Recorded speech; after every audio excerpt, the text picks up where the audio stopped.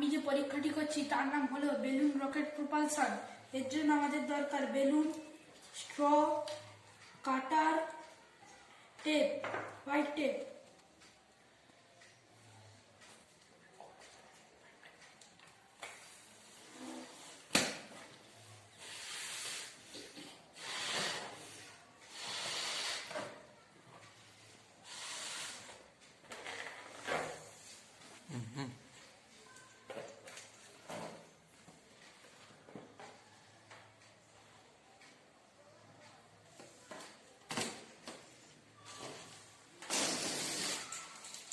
বেলুনটির মুখ দিয়ে ক্রিয়া হলো এবং উল্টো দিকে প্রতিক্রিয়া হলো। প্রতিক্রিয়ার ফলে বেলুনটি রকেটের মতো সামনের দিকে এগিয়ে গেল, দ্রুত গতিতে এগিয়ে গেল।